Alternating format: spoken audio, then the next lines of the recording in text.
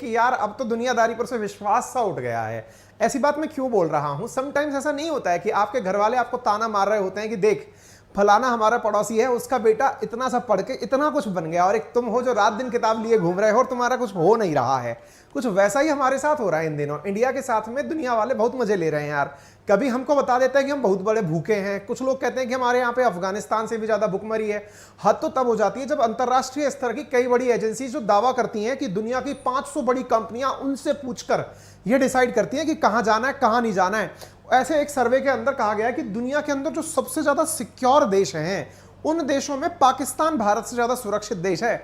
आज तो ना हमको देख करके वाकई में बहुत शर्म आ गई ये देख करके कि पाकिस्तान जहां पर मंत्रियों का अपहरण हो जाता है, पाकिस्तान जहां पर ढूंढ ढूंढ करके विदेशियों को पकड़ा जाता है, पाकिस्तान जहां पर कई सालों से विदेशी टीम क्रिकेट खेलने नहीं गई है, पाकिस्तान जहां पर खुद पत्रकारों को दूसरे देश में ले जाके मार दिया जाता है, जहां इमरान खान लोगों का आह्वान करते हैं ये कहते हुए कि यार हमारे साथ कुछ भी हो सकता है, सब लोग बाहर आ जाओ, उस देश को कहा जा रहा है कि वो दुनिया के अंदर भारत से ज्यादा सुरक्षित है।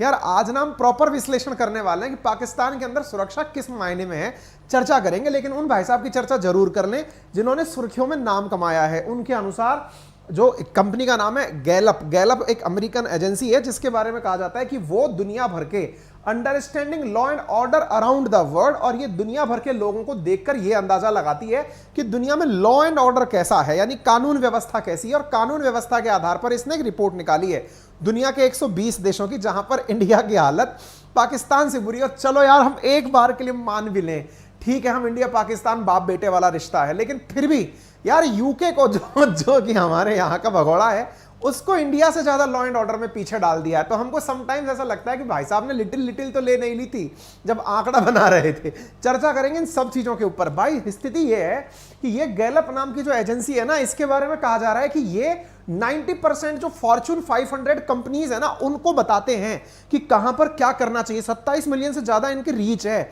ऐसे लोग हैं गैलप वाले जो कहते हैं कि हम दुनिया भर के अंदर ग्लोबल एनालिटिक्स देते हैं, टॉप लीडर हमसे कंसल्टेंसी लेते हैं कि दुनिया के अंदर कानून व्यवस्था के हालात क्या हैं जरा बता दो।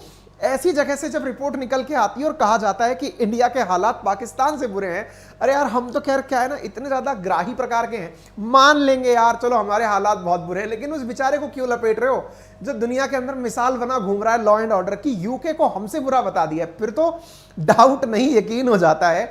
समटाइम्स ऐसा होता है ना कि यार चलो कोई बात नहीं, मैं मानता हूं मैं फेल हो गया, लेकिन वो जो हर समय टॉप करता था वो फेल हो गया, यार इसका मतलब पेपर में धांधली हुई है। यूके को इन्होंने इंडिया से ज्यादा खराब बता दिया है, यानी कि आपको एक तरफ खुशी और एक तरफ गम दोनों मिल रहा है। पाकिस्तान की स्थिति हमसे बेहतर है और यूके की स्थिति हमसे बुरी है, यानी कि कोई अंकित अवस्थी यूके के अंदर बैठा होगा वो हमारी मजाक बना रहा होगा कि इंडिया से भी नीचे डाल दिया है यूके को। ठीक है, खैर कोई नहीं जी। इन्होंने अपने द्वारा 1 से लेकर 100 तक के कुछ नंबर निकाले हैं और उसमें कहा है कि जिनके जैसे होता है ना 100 में से कितनी परसेंटेज आपकी बनी, 100 में से जिसके 100 में जितने ज्यादा नंबर आए उसको इतना अच्छा, जिसके जितने कम नंबर आए उतना बुरा। पाकिस्तान 82 नंबर से पास हुआ है, हम 80 नंबर से पास हुए हैं, यूके वालों की तो 79% ही बनी है। भाई साहब हालत बुरी है। लॉ एंड ऑर्डर का यह डेटा 2020 और 21 का निकाला है। मुझे क्या लग रहा है ना, ये उस समय का ऑर्डर है जिस समय अपने यहां पर कोरोना चल रहा था, कोरोना के चलते लॉकडाउन चल रहा था, इन्होंने सर्वे किया होगा। इनका आंकड़ा लेने का तरीका भी गजब है, वो भी बताऊंगा। लेकिन जब सर्वे किया होगा ना कि हाँ भाई आपके यहाँ पे लॉ एंड ऑर्डर कैसा है, जी बहुत वाहिया आता है। बोले क्यों? बोले जहां देखो पुलिस वाले चालान काट दे रहे हैं बिना मास्क लगाए। पाकिस्तान वालों से पूछा गया होगा आपके लॉ एंड ऑर्डर कैसा है, बोले कोई दिक्कत ही नहीं है, देश में मास्क ही नहीं है हमारे, तो कोई चालान क्या काटेगा, हमारे यहाँ का कानून बहुत बढ़िया है। और इन बेचारों ने तभी की रिपोर्ट लेकर निकाल दी है। स्थिति यह है कि पाकिस्तान 82% से पास हुआ है, इंडिया 80% मार्क्स के साथ पास हुआ है, यूके के हालात 79% के साथ हैं। दुनिया के 5 सबसे सुरक्षित देशों में Singapore, Tajikistan, Norway, Switzerland, Indonesia है। और दुनिया के जो असुरक्षित देश हैं उनमें Afghanistan, Gabon, Venezuela, Congo, Sierra Leone है। इनको असुरक्षित माना गया है। तो टॉप बॉटम और बॉटम 5 और टॉप 5 दोनों मैंने आपको दे दिए हैं। मैं आपके सामने आज ना सारे तरीके पेश करूंगा, बताऊंगा पाकिस्तान के हालात क्या हैं, इंडिया के हालात क्या हैं, और ये भी बताऊंगा इन लोगों का सर्वे करने का तरीका क्या है।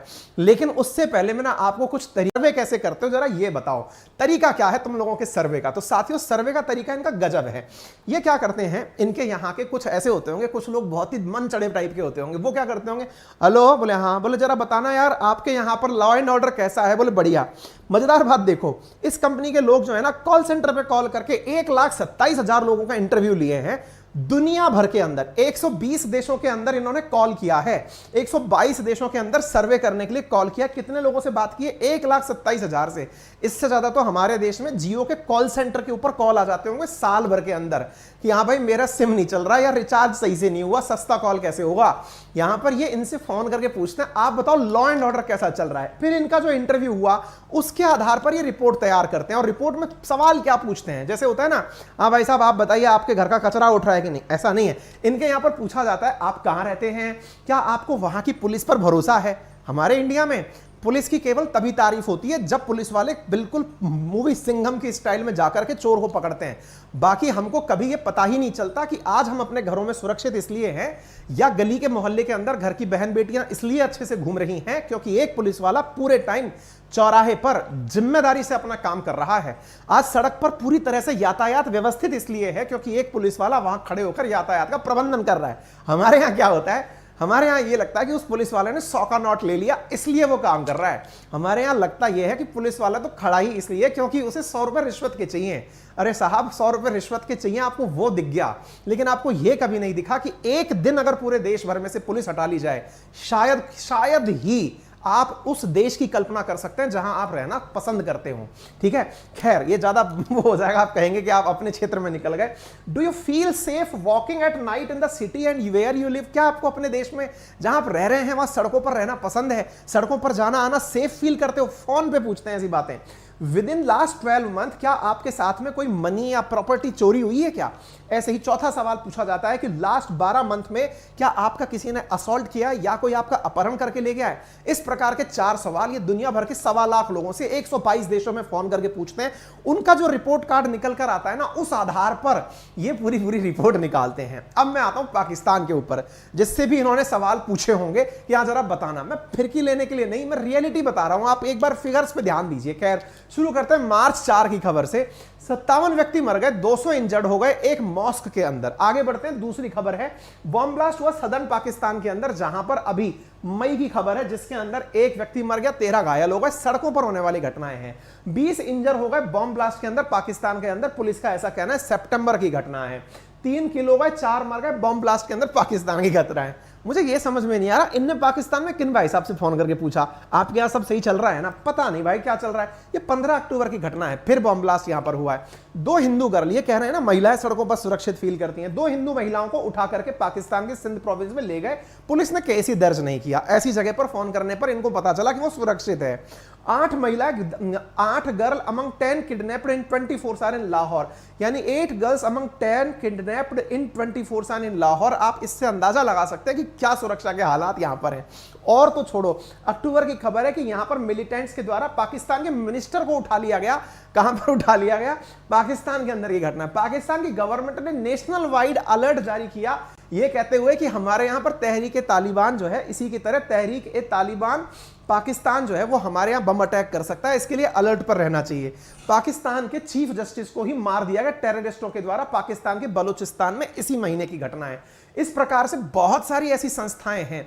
आप सोचकर देख लीजिए कि हाल ही में हमारे द्वारा भी यह कहा गया है कि हम टीम इंडिया को मैच खेलने के लिए पाकिस्तान नहीं भेजेंगे। पता नहीं किस आधार पर ये बातें बोलते हैं कि पाकिस्तान ज्यादा सुरक्षित है। चलिए हम तो दूसरे देश के ठहरे, हमारा तो बेटा हमसे खफा है, इसके लिए हमारे मन से भी थोड़ी बद्दुआई निकलती है। हम उनके मंत्री की बात कर लेते हैं। उनकी मंत्री ने खुद अपनी संसद में कहा कि हमारे यहां पर उग्रवाद नहीं आतंकवाद है। ये उनके मंत्री का दावा है। जी हम कौन होते हैं कहने वाले। हाल ही की बात है, खबर 19 अक्टूबर की है। उनकी एक मंत्री ने शहबाज शरीफ सरकार के सामने यह कहा कि अपने यहां पर सर उग्रवाद नहीं आतंकवाद है। पहले यह समझिए। उन्होंने बकायदा अपने क्षेत्रों के बारे में कहा कि स्वात रीजन में जाकर देखिए कैसे वहां पर खुलेआम आतंकी घटनाएं हो रही हैं। भारत बोलता है तो कोई सुनता नहीं है। खैर कोई बात नहीं जी। हाल ही में हालत यह है कि शहबाज शरीफ सरकार जो पाकिस्तान में चल रही है, उनके खिलाफ एक पत्रकार बहुत ज्यादा पत्रकारिता कर रहा था। वो निकालने जा रहा था कि कितना रिश्वत इन्होंने लिया है, कितना भ्रष्टाचार किया है। खबर यह निकल के आई कि उस जर्नलिस्ट को 24 अक्टूबर के दिन केन्या में जाकर मार दिया गया। वो बेचारा वहां डॉक्यूमेंट्री शूट करने गया था, शहबाज शरीफ की सारी जानकारियां जुटाने गया था। वहां की पुलिस ने उसको गोली से मरवा दिया।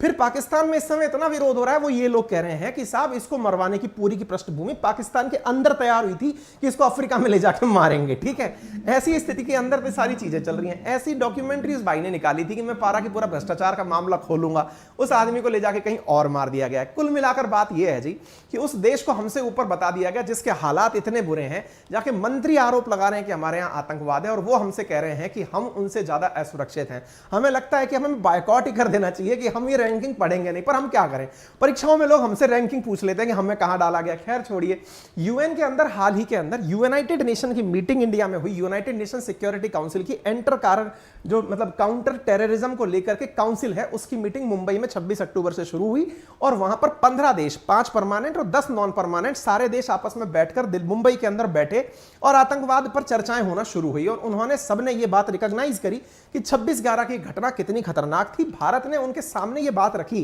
कि सर 26/11 के आतंकी पाकिस्तान में रह रहे हैं, हम तो आपको ऑडियो क्लिप तक दे सकते हैं, पाकिस्तान के आतंकी से हमने सारी बातें करी हैं, सारी चीजें हम लोग निकाल करके उनको देने को तैयार हुए।